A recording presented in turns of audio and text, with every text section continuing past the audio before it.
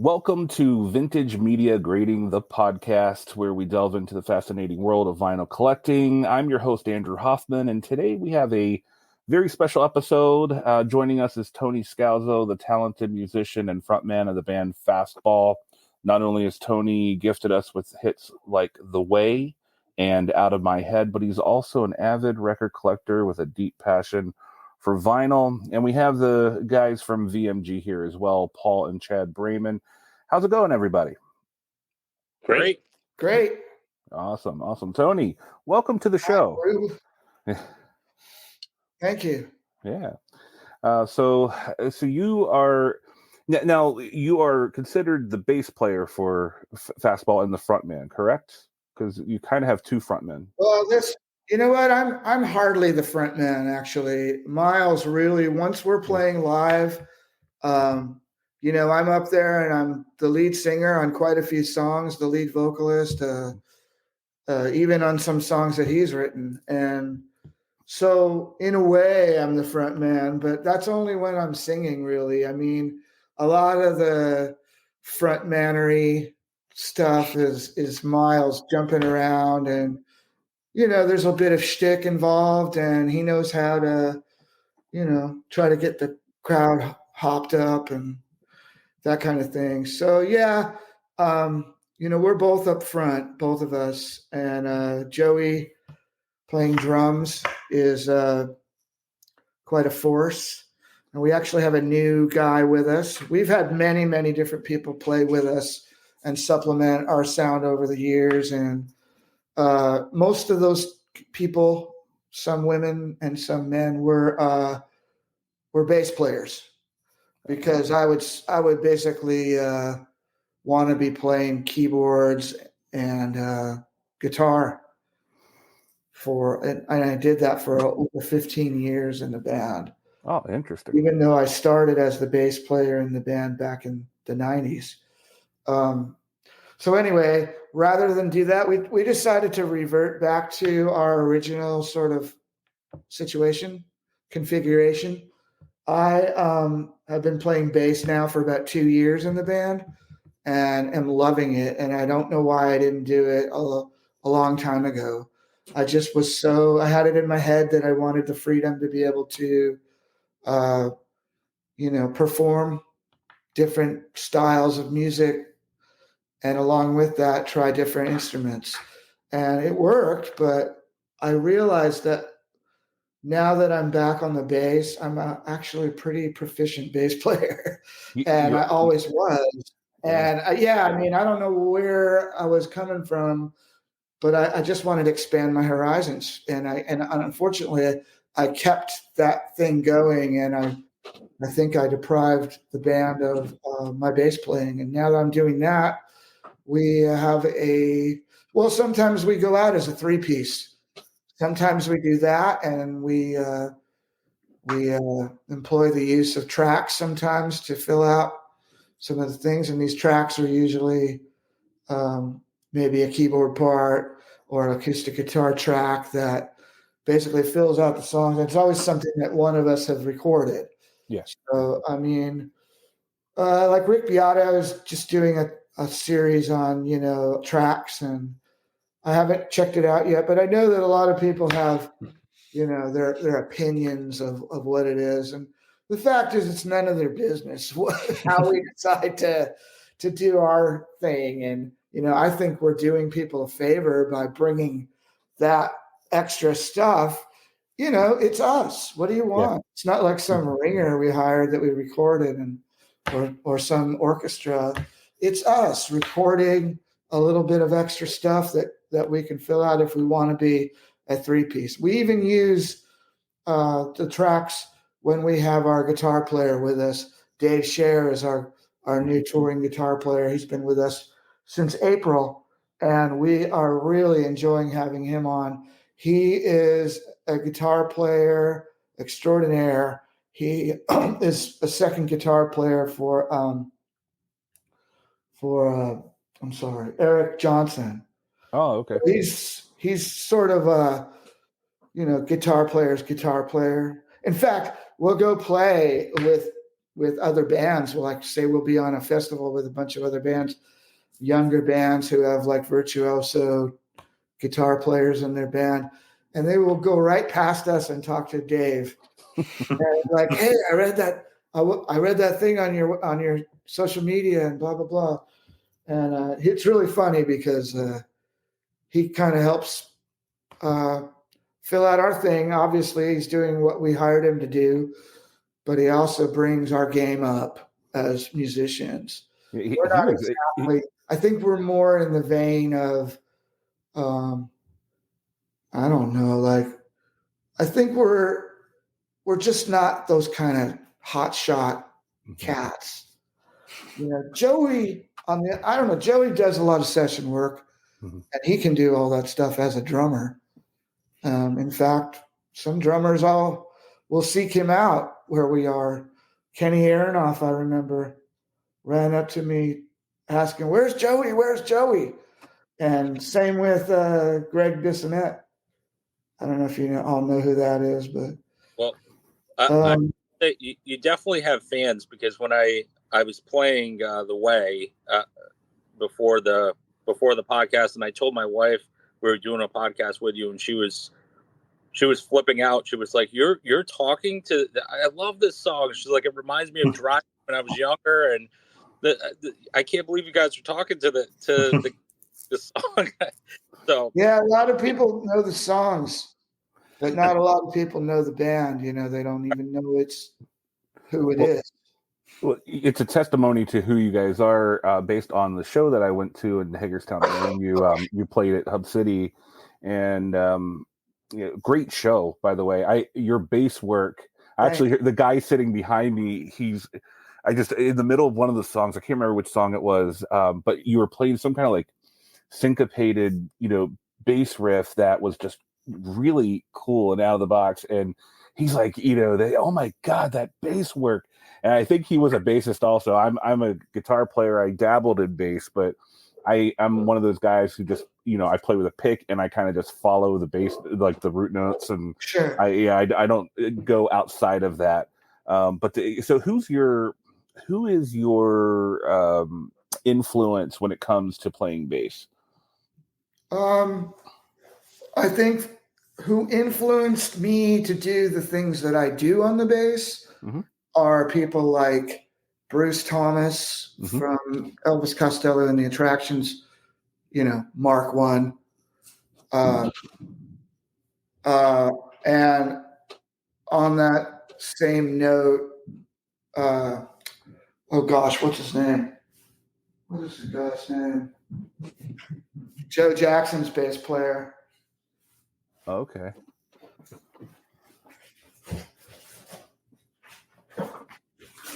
Boom. Graham Maybe. Okay, yeah. Graham Maybe. I just couldn't think of that name. But he's incredible and can play any style of music. And Paul McCartney, what I love about Paul McCartney is that he's not playing what you think he's playing. Yeah. Ever. He's not playing what you assume him to be playing. He's doing all kinds of crazy stuff, and he never does the same thing in the song. He never repeats himself.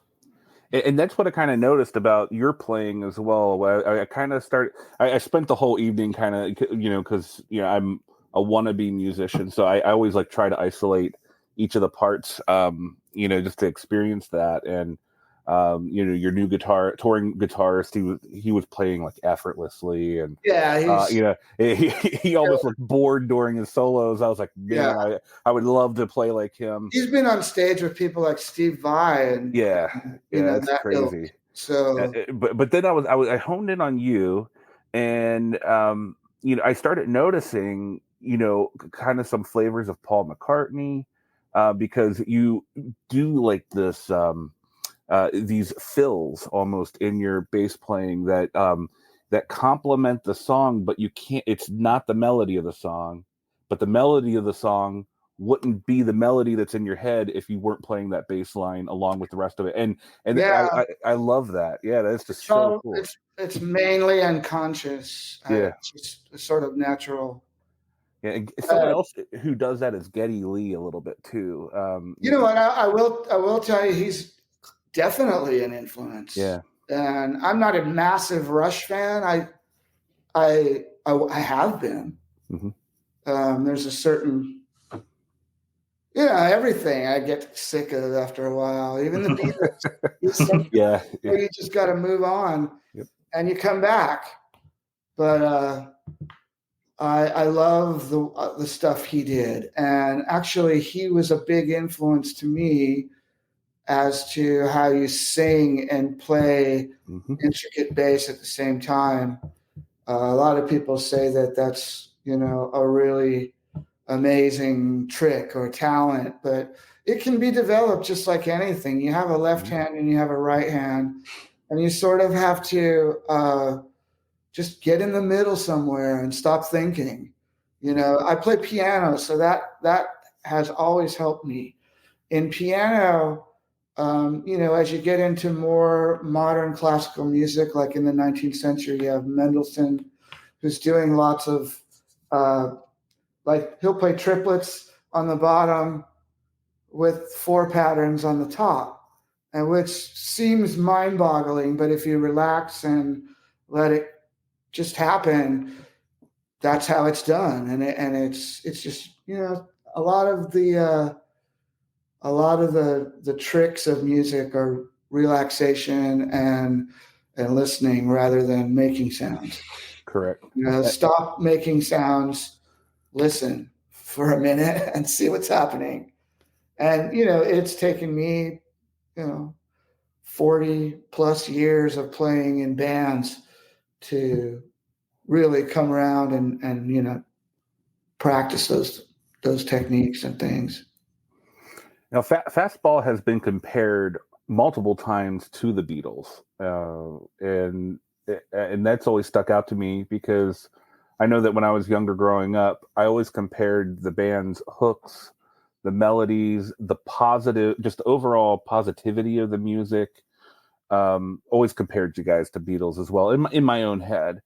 How does the band deal with that? Do you guys feel the same way? Is that kind of the branding that you were going for, or did it turn out that way?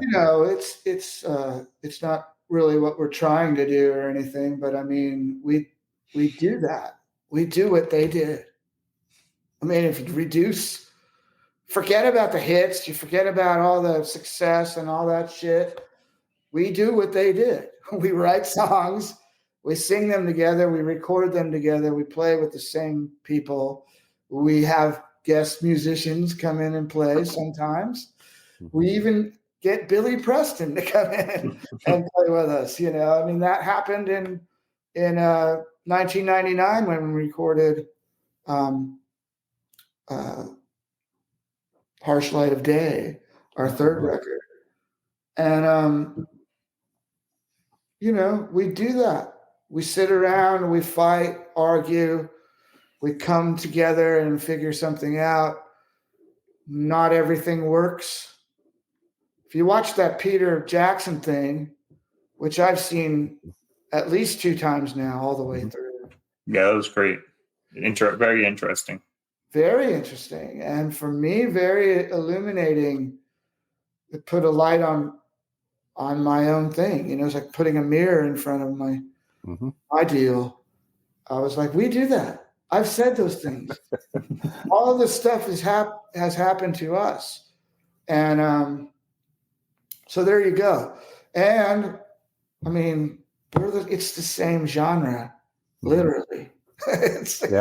It's European, Western music put into the rock and roll machine, I guess. And that's what pops out. Original songs played with guitars and drums and an occasional Hammond organ or piano. So, I'm not going to go, oh, shut up. We're nothing like the Beatles. I mean, I'll take whatever comparison to the Beatles is given. Yeah. Yeah. Yeah, and you almost have the songwriting style to the Beatles as well, because it's like mostly you and Miles doing the writing, kind of like It is. you It's either one of McCartney and us Lennon. or both. Yeah. And we still don't really have any covers on our albums. So that's not like the Beatles, actually. Mm-hmm. Mm-hmm. And I like the way the Beatles, this is something that struck me early on, maybe when I was about 14 and listening to the White Album. I tried to figure out who was the lead singer, and I couldn't really, especially when they sang together. Who's the dominant voice here, or whose voice is who's doing the high part, who's doing the low part? I couldn't really figure out unless I really, really listened. And I listen to our music sometimes, and I kind of get the same impression that I don't, like our voices seem to blend naturally enough to turn it into one thing. And when I say one thing, I mean like, say Itzhak Perlman on a violin could play. He could play one string line and then add a little chord to it. So it's one thing. Cool. Now, over the years, you've had various hits. Mostly, you were popular in the late '90s, but album after album, time and experiences have gone by. How do you see the band evolving? So from your earlier days down to your latest album, Sonic Ranch. How do you see the band evolving? I think most of the evolution has occurred on the stuff that you can't really see or even hear. Because I'm not going to tell you that we've made great advancements in, changing and evolving our musical style or sound. At the same time, we're not the Ramones, or Bad Religion, or Green Day. Mm-hmm. Where they've really just sort of stuck with the thing that worked. And, I think that we've definitely expanded our musical thing, in the way of like, I don't know, visiting different styles. But we've always sort of done that. I mean, we had a first record that was really loud and fast and, kind of punk rock. And then we quickly changed the whole thing. By the time we were doing All the Pain Money Can Buy, it was like, let's really go for it. Let's try to make something great. Let's try to, utilize all this great stuff we have around us. We're at A&M Studio.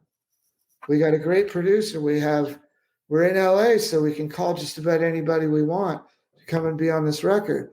And we have the money to pay them because we're on a major label. So that's what we did. We were immediately putting strings on, immediately having backup singers come in and having someone really confident playing all those keyboard parts that you hear on Out of My Head. That's all Kim Bullard, who was in Poco and plays. Yeah. He just basically lost his job because Elton John has retired from the road, and he's been out with him for over a decade. Wow. And he played all that organ. And this is all stuff that I can do now. Mm-hmm. Back in 1997, I wasn't skilled enough to play that piano stuff. And the piano even later, 2 years later on Harsh Light of Day, doing You're an Ocean. So again, we tried to expand and even go. We kind of went a little dark on that third album, Harsh Light of Day, and that's when we brought so many people in. I mean, we really broke the bank on that one, and I think that's a big part of what we've done over the years. Like right from the beginning, we were spending loads of money. It wasn't our money. It was our money because we had to pay it back, but. We really wanted to go for it. And so, by the third album, we had all these guest people. We had Brian Setzer come in, play a little guitar. We had like a mariachi orchestra. We had a full string section. It just goes on forever. Awesome. So going back to all the money, all that money can buy. All the pain money can buy. Yeah, all the pain money can buy. Thank you. Sorry. What are some of the more notable memories that you have? If you have like one standout memory recording that album. Well, we didn't know that anything was going to come of it. Mm-hmm. We had already put out an album called Make Your Mama Proud. Mm-hmm. And that was like, just like the typical modern rock, late 90s, Green Day kind of deal. And there's not a slow song on there other than Are You Ready for the Fallout? But it only sold like 500 copies. So we thought we were going to get dropped by the label. So it just so happens the label was having some kind of, political upheaval within it. And they were losing their president. So without a head, we were sort of able to get in there on our, on the assumption that we were just doing our second album and we're going in the studio. And we managed to do it and we got it done. And by the time we had a good mix, the label started, regaining its feet and being able to function again. And we had already done it. So, they decided to do something with it and they went to college radio and the way just started taking off in these little markets all over the country, like Birmingham, Alabama, and Sacramento. And next thing you know, it's a modern rock situation. So modern rock, that's the time when modern rock chart was basically the hit top 100. So, and we just started shooting up that chart and the label started really getting strong with all kinds of new staff that were going to come and move to Hollywood Records and work the record. So that's how you get a hit back then. That's how it happened. And I think that happened to more than a few acts at that time.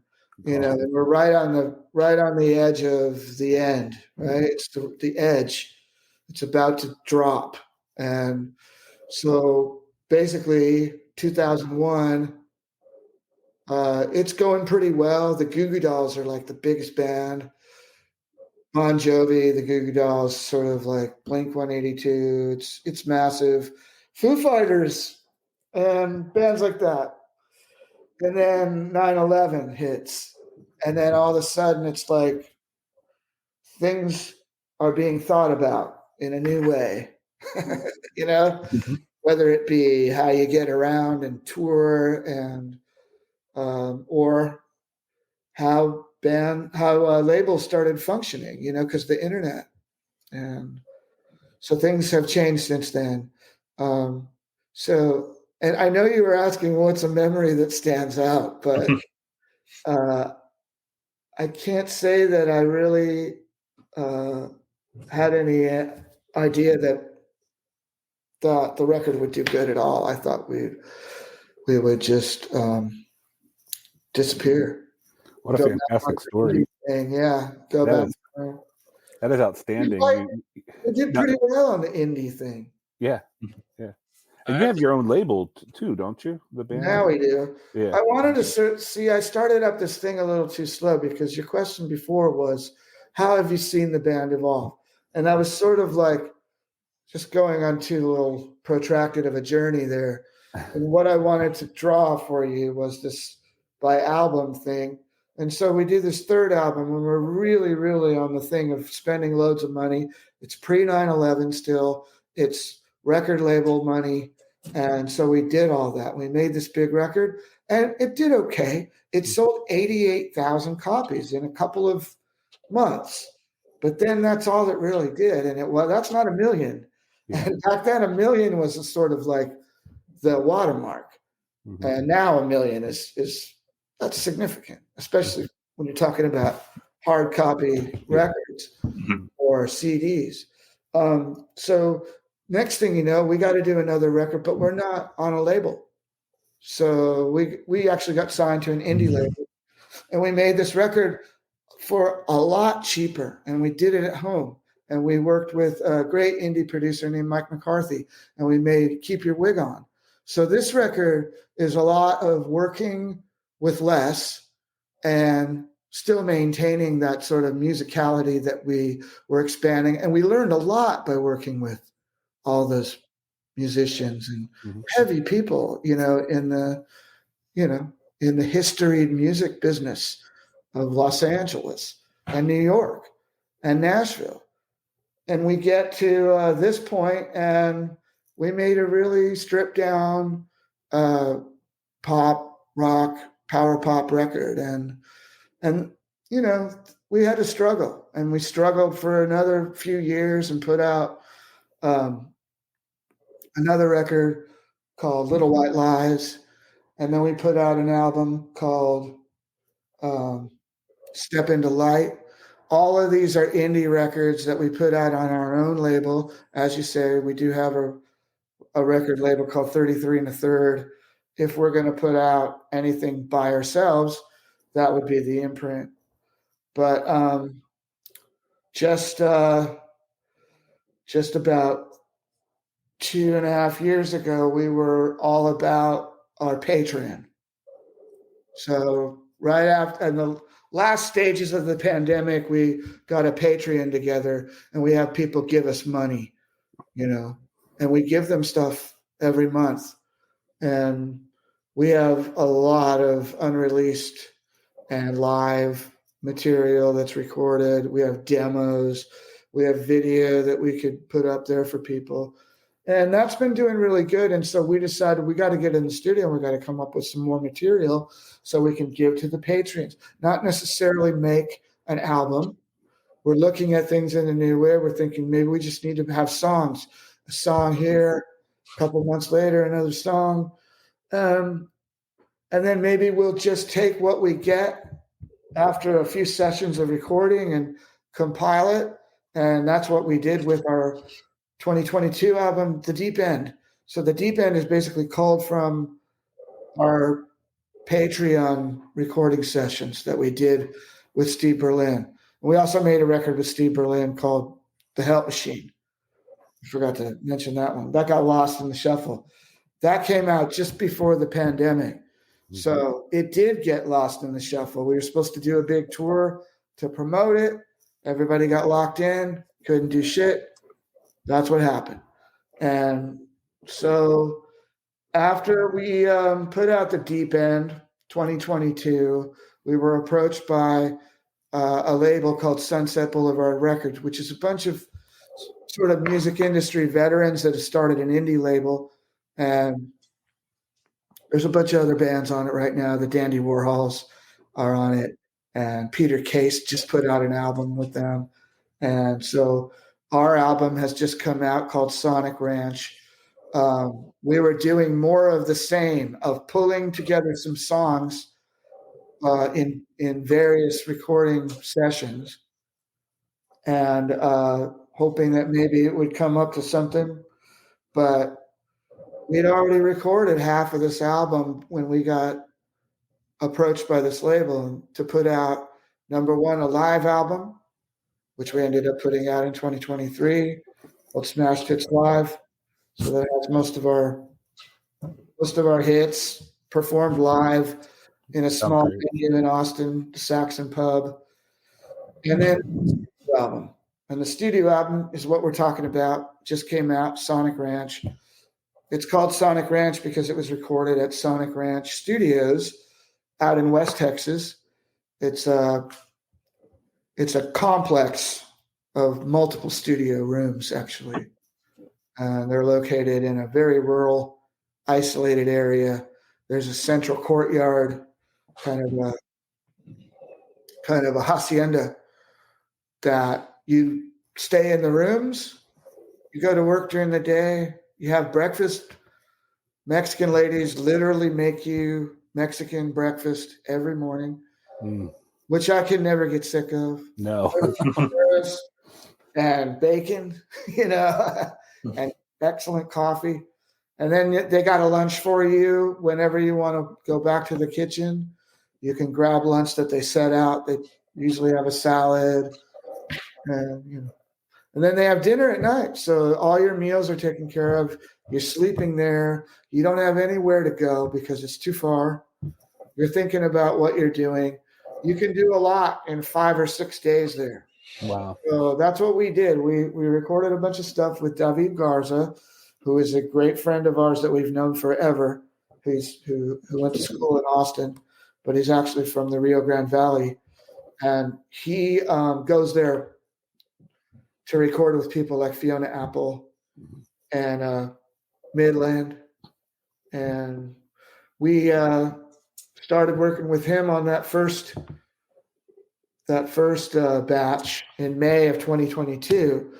And then we went back there in 2023 to do more. And those are the songs basically that comprise the new album, Sonic Ranch.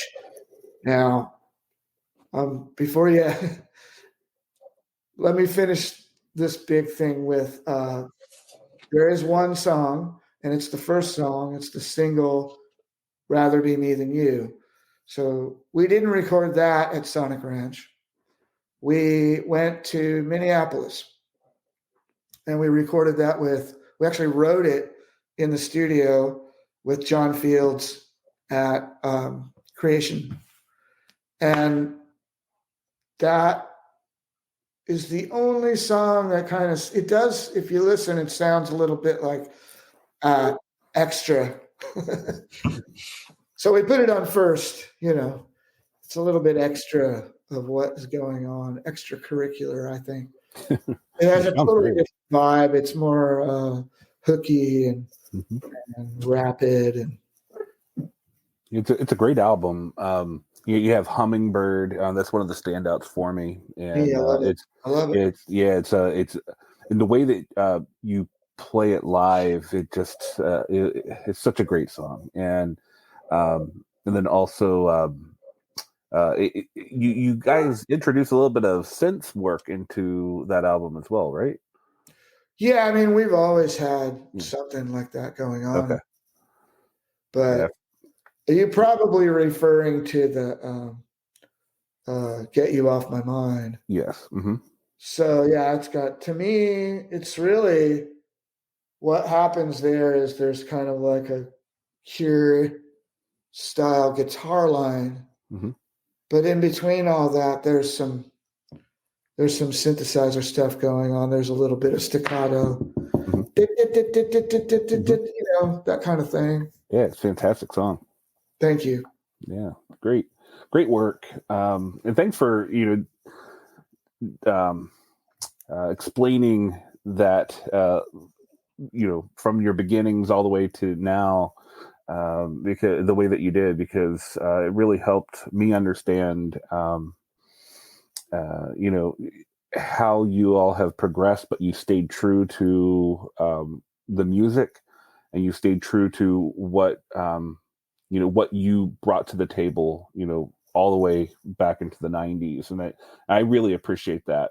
There's a lot of bands who came to the market. And just blew it away, and then now they're just kind of like sellouts, or they're trying to mimic what's popular today. And I I don't know what to do, so I just do what I know. Yeah. And same with Miles. We sometimes get lofty dreams and fantasies of really getting out there, but we can never really seem to we don't get out there. We don't really go nuts. We're not going to make, a Captain Beefheart record or, Sun Ra or something. Yeah. I mean, we're always going to basically do the thing. It's funny too, because I'm looking at this Jump and Jive record, Joe Jackson, right? And I pulled it out because I knew where the J's were and I could find Graham Maybe's name. But you look at this album, this is all covers of jump blues classics from the 1940s.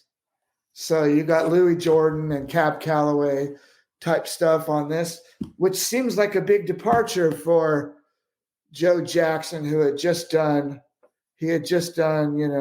Look Sharp, I'm the Man.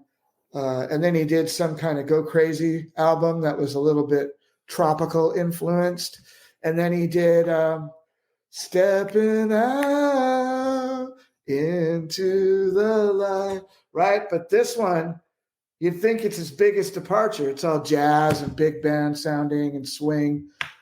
But even that's not that out there when you think about it, because they're all just like, it's his voice. He's trying to figure out new ways to, showcase his deal. And Elvis Costello's done the same thing. Yeah. He did some amazing things, venturing into the country thing. And, growing up in California, I lived in Texas longer than I lived in California where I grew up. So I never really knew too much about country other than like Willie Nelson, going to the county fair, stuff like that. I didn't really know too much about country. And then, in the 80s, I got into Squeeze and Nick Lowe and the Rockpile and Elvis Costello, the Attractions. And all of a sudden they started talking about people like George Jones and, Merle Haggard. And I start learning about this other stuff, this real country stuff, Buck Owens. I didn't realize until later in life that the Beatles were covering Buck Owens. Like I thought Ringo wrote that song, but whatever. So yeah, even that Elvis Costello doesn't change into something else. Yeah, and I mean this as a compliment to you and the rest of the band. That when I heard Sonic Ranch, I get that feeling that I'm home again. Because I was in college. I was in college with All the Pain Money Can Buy, and I just listened to that album over and over and over again. And when I hear your later stuff, it's not like we're listening to the same old thing anymore, but I still feel like I'm at home. And that's, I think, the biggest compliment that I can give you, because that is so hard for a musician to do. I've even recorded some things, and I have a hard time, keeping things connected. I always, every one of my songs sound completely different, and nobody likes it. So because of that, but you all can make things that can sound different, but it's still got that core essence to it that is Fastball. And that's what I love about your music. And I hope we don't lose that, in the future as you guys keep putting out music. But I don't see how you would, as long as we stay together. Yeah. But even if we were to venture off, if you've heard either one of our solo albums, it's basically same kind of deal.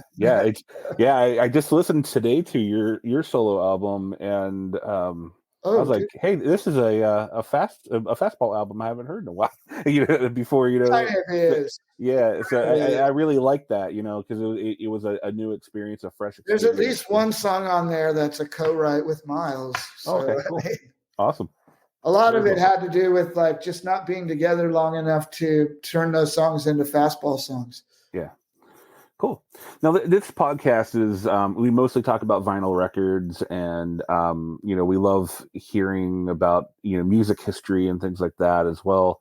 But I understand that you are a vinyl record collector, a physical medium collector overall. Is that accurate? Yeah, physical media in the past. Right now, the only thing I'm really interested in is vinyl. I used to have lots of cassettes and CDs. I still have a pretty good amount of CD. But they're all in books. The booklets. Yep. You take the cover and get rid of it and just put it in the book. Yep. So I got tons of those, and I love going through them occasionally. And I go, whoa, I have this album. I didn't know that. I forgot about that. And a lot of them are millennium. You know what I mean? They're like Yep. from the 20th century. And there's a lot of stuff that I followed a lot of the trends. I read a lot of magazines back then. I used to read Mojo and Q. So I was really into what was going on and like British critics, what they liked. But lately it's been vinyl because I just sort of wanted to focus, and I have a really good turntable. I think it's good anyway. It's over there.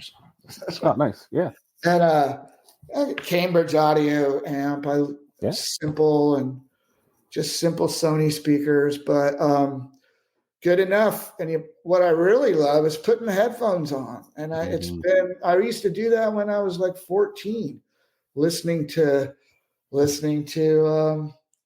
say Spirit of Radio, right? On headphones. It's like incredible, especially when you're 14.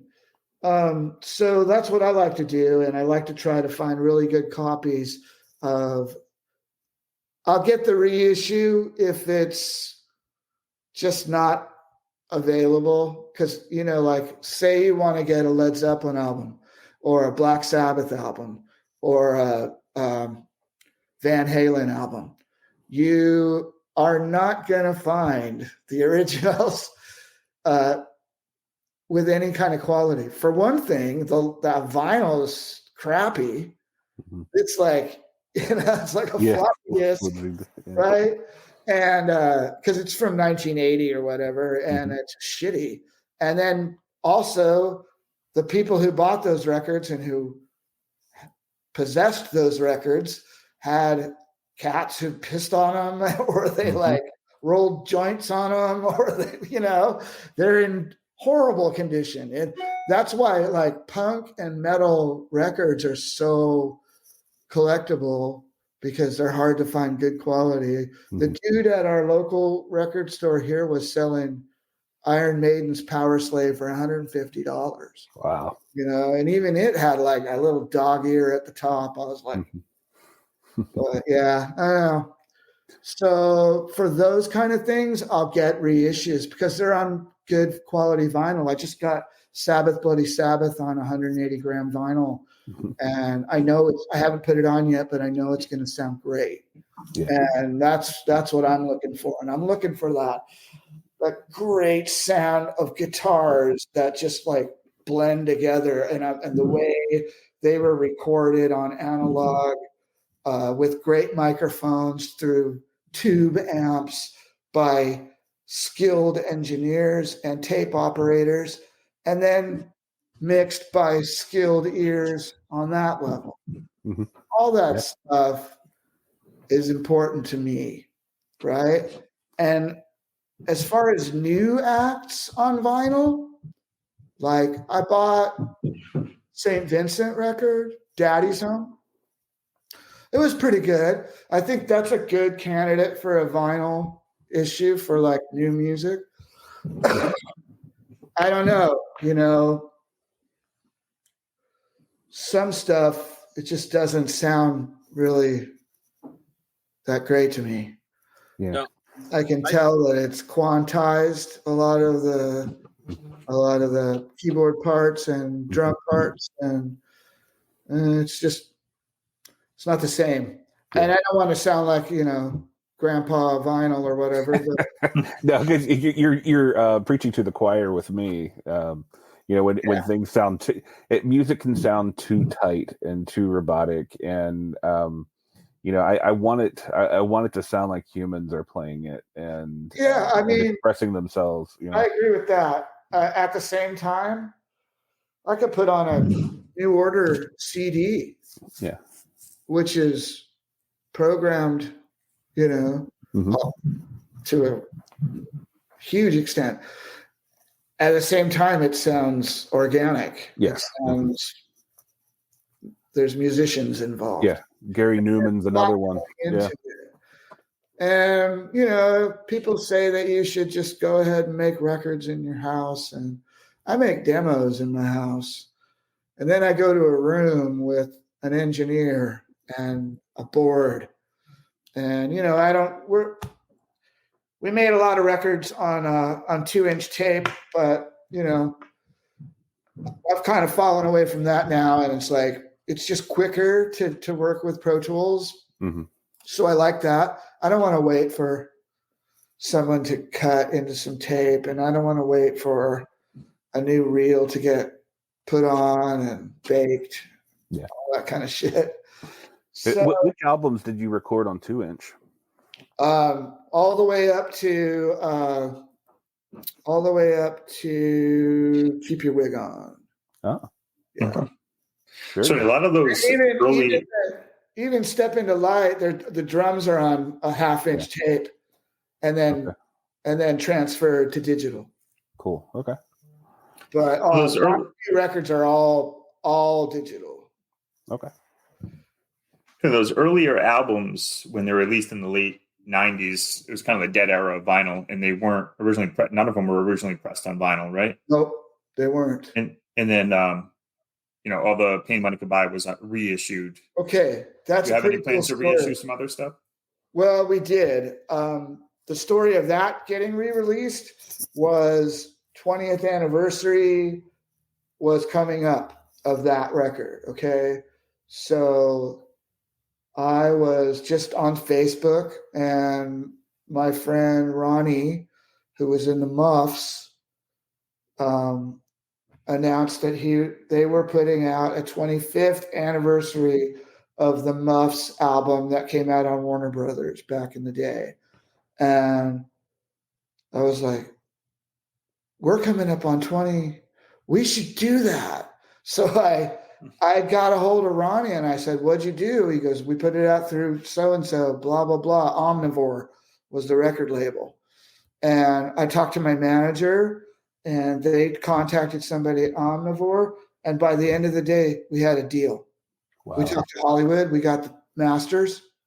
We were able to remaster it for digital or for vinyl. And, that's it. It came out. And we thought that was so great that we decided we were going to do another one for Harsh Light of Day, which I think would have been a great vinyl release. And we got about as far as taking it to get remastered. And the label was like, hey, wait a second. Why are we doing this? They were like, we don't want to prioritize this. I'm sorry. We're not going to do this. No. The first album makes sense because it was a platinum record, but Harsh Light of Day, they were like, we don't even know where the masters are, probably. Oh, wow. You know what I mean? They're not going to take the time to look for them. And so that's what happened. We're kind of prisoners to Universal Music and Hollywood Records and Disney Music, because we didn't get our masters. We didn't keep our masters. The only masters we even own are after Keep Your Wig On. Mm-hmm. Even Keep Your Wig On was on a label that was actually on Ryko. Mm-hmm. Who dropped us right after that record came out because they got a new head.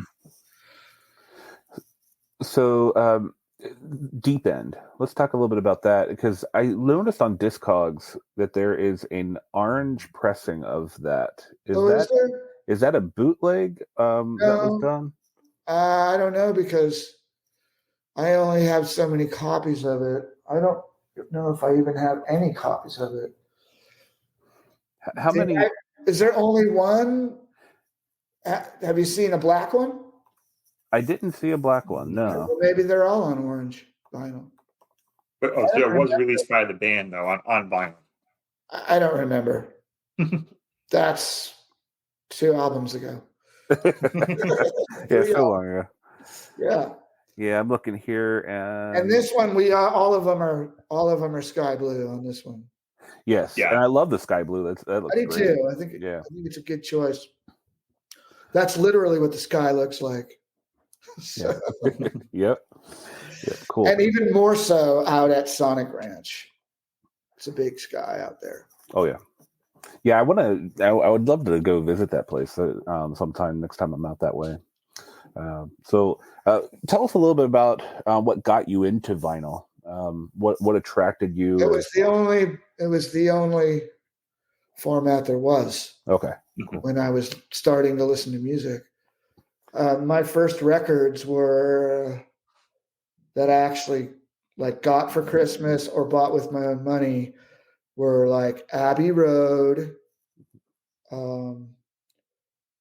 My mother was concerned that I might buy Alice Cooper or something like that. Oh no, you can't have that. David Bowie. Everybody was freaked out by David Bowie in 1972. They were just like, that's the worst thing. So I became a Bowie fan in 1973. And that's fantastic. But my mom decided she was going to get me a few records that she thought were, appropriate for a, 9-year-old, 10-year-old. Okay. And she got me Chicago 10. And she got me Spirit by Earth, Wind, and Fire. Actually, that would have had to have been like 76, I think. So there you go. 75. Yeah. If you leave me now. That's 75. Yeah. So, but I started getting into vinyl right away. And it took me a long time to give up records because by the time CDs were coming out, punk rock bands didn't put out CDs. They put out vinyl records. So I was into the local Southern California labels, Posh Boy.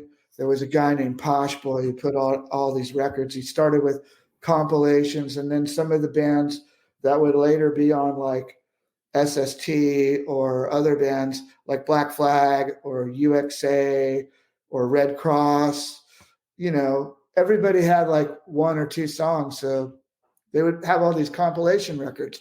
And I was into those all the way. And also all the British punk bands and metal bands like Motorhead, they put out vinyl, and it was all better quality vinyl than in the States. All the vinyl actually that you got for the punk rock records was pretty good. It all came from Canada. And, you couldn't get Damaged by Black Flag on CD. It wasn't available. It just wasn't. Not until later on in the 80s was it available. So Social Distortion, Adolescence, TSOL, Dead Kennedys, the Minutemen, Husker Du, The Replacements, Soul Asylum. Most of my stuff was all vinyl, sometimes cassettes. And cassettes were still happening by the time I started working in a record store.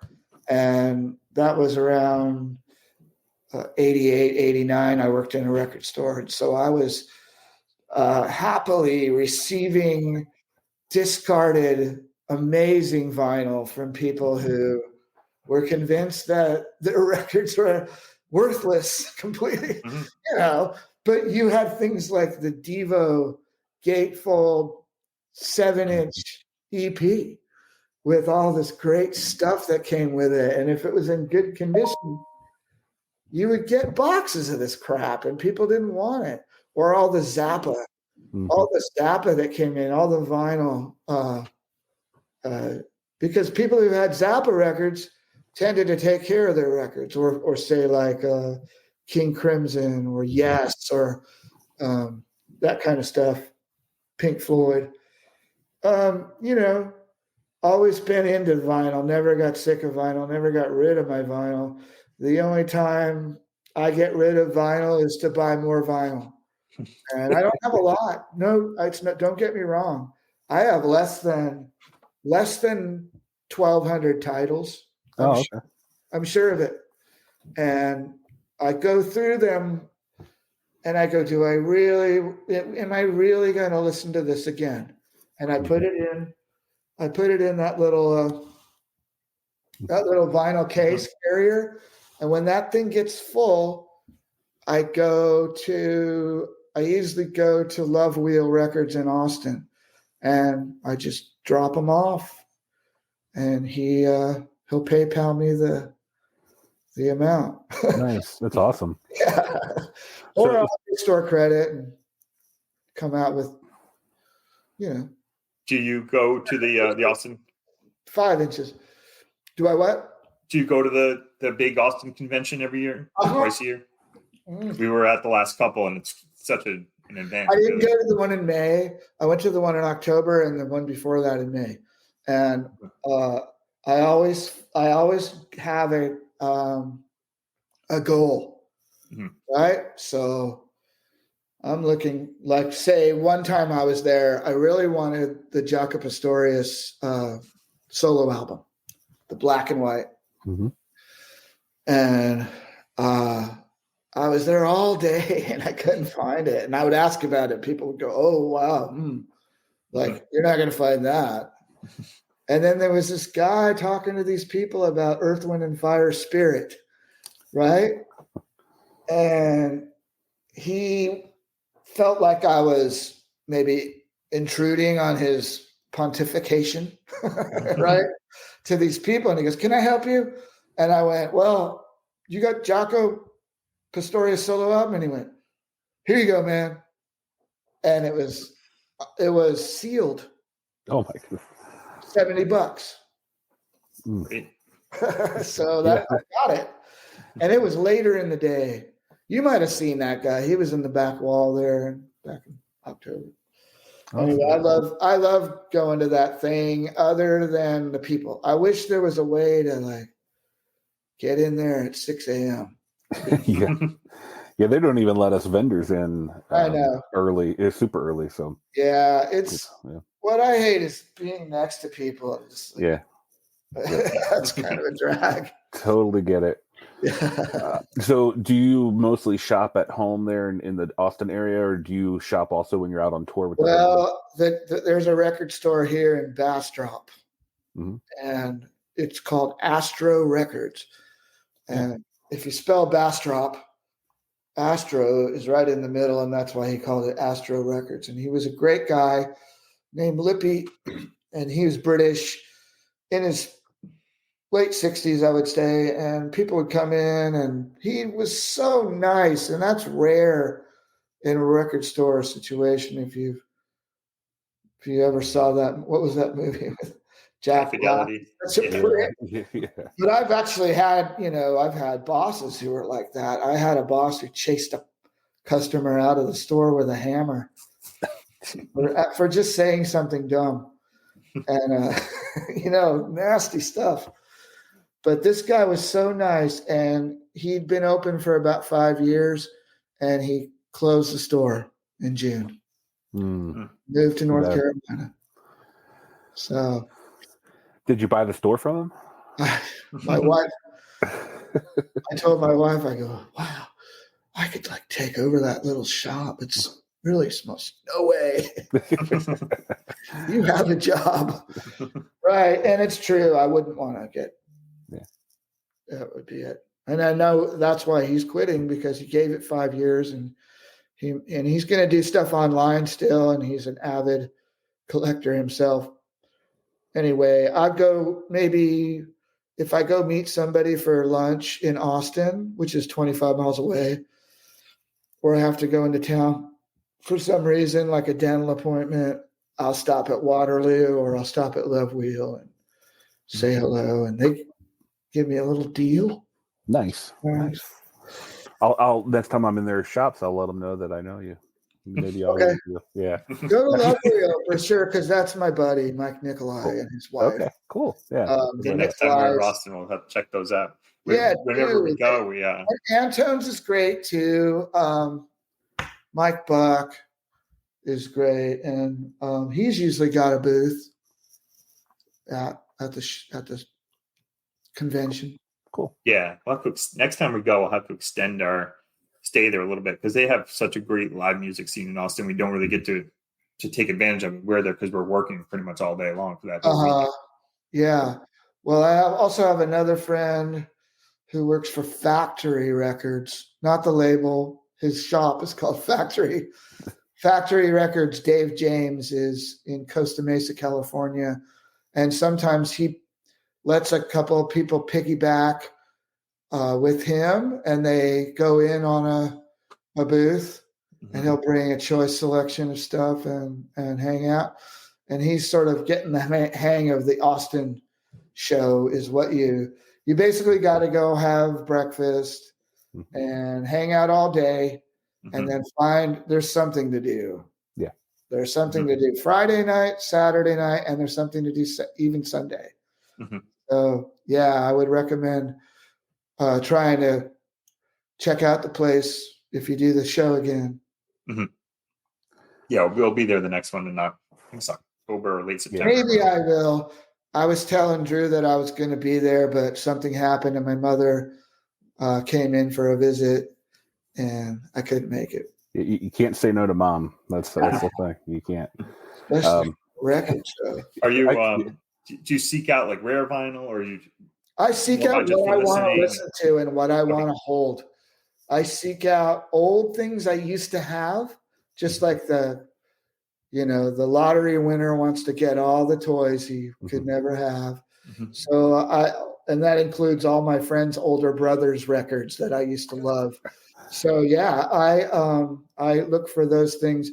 I am not interested in some frickin' butcher cover, treasure, or some original Trout Mask replica. I'll take the reissue. I love that kind of stuff. I love to listen to weird stuff. Some of my favorite stuff to buy is fusion stuff, like Miles Davis, a Brax, or what's that record called? Bitches Brew?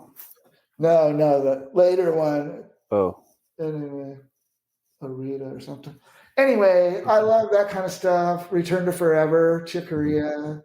That's why I was on the Jocko kick.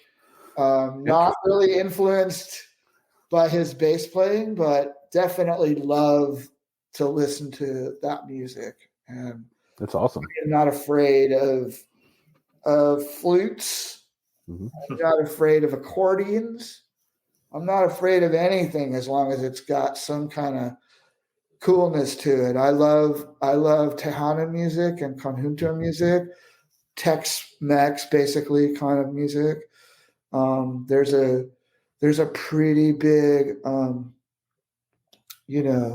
Latin music scene here, and you got to sort of get used to the accordion right away if you want to live in Central Texas. And I even bought an accordion to try to learn how to play that kind of stuff, and it's hard. Really hard. Buttons, it's not like keys, it's buttons. Yeah. I would love to get a really high quality recording of a mariachi band. It sounds really weird, but like super high quality. A lot of that stuff is recorded not that great, and to hear the horns and everything together, it's just really, really good, and it's hard to reproduce that. And so I'm looking for someone who has put together like a direct to disc, recording or something like that to really try to get those dynamics that you get with a mariachi band. I'd probably be the only person who would buy it, but something like that would be really cool. White dude in Hagerstrom, maybe, but yeah, probably. It's so funny because at Hub City Vinyl, where you guys played, they order in jazz titles, only two of them, and all like the major ones that are coming out from like Blue Note and things like that.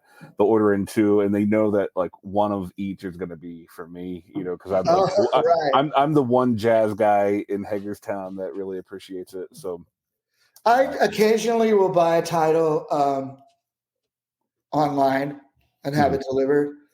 I couldn't find it anywhere, but I was looking for a good copy of Camel, the Snow Goose. I don't know if you're familiar with that record, but it's an instrumental early progressive rock album by a band from Canterbury called Camel. Cool. And I could only find it online, through a private seller.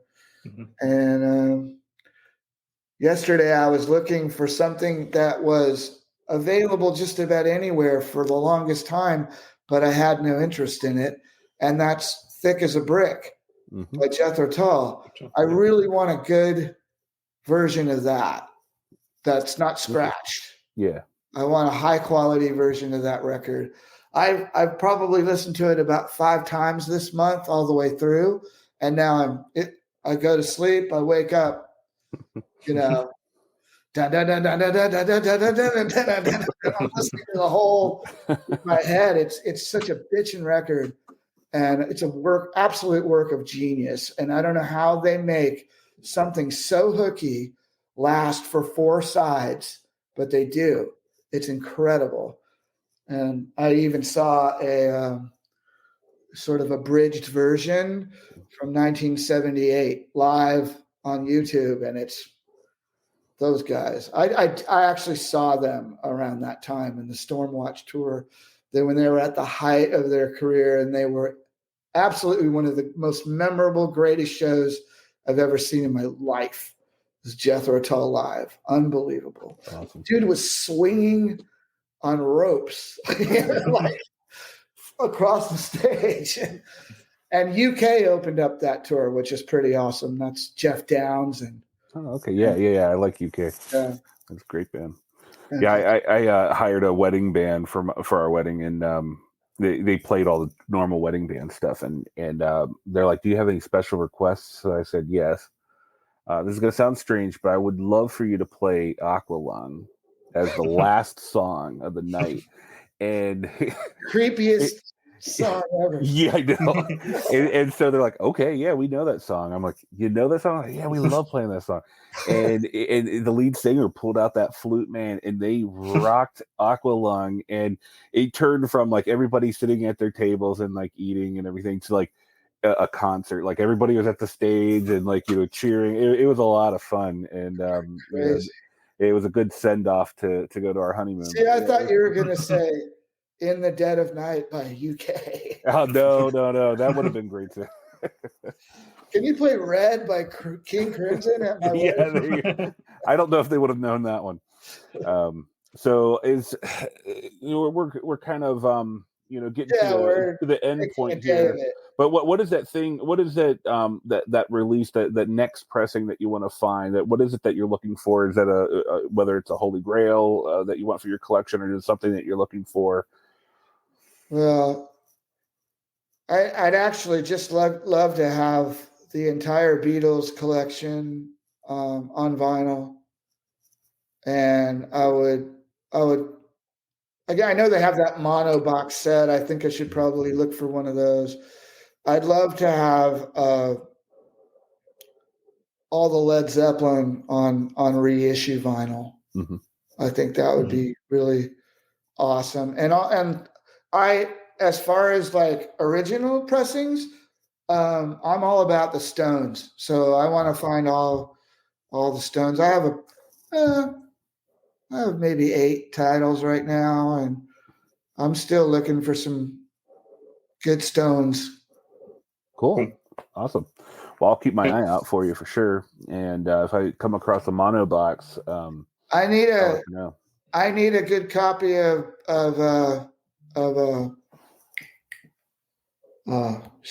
Exile. Oh, okay. We see a lot of those come through. Mm-hmm. Yeah, there's a lot going on there. There's the inner sleeves. I want them. Those have to be the originals, and it's just got to be in good condition. And the jacket has to be in good condition. Okay. Know? Yeah, for sure. We'll let you know. No cats on top of the vinyl. the cat chew marks are famous, and seam splits, and coffee rings and things like that. So you got to weed all those out. Yeah, I don't mind a coffee ring or a property of Abigail. I don't mind that so much, as long as it's not trashed. Yeah. That's what I'm going for too. I'm going for aesthetic. Is it in good shape? Mm-hmm.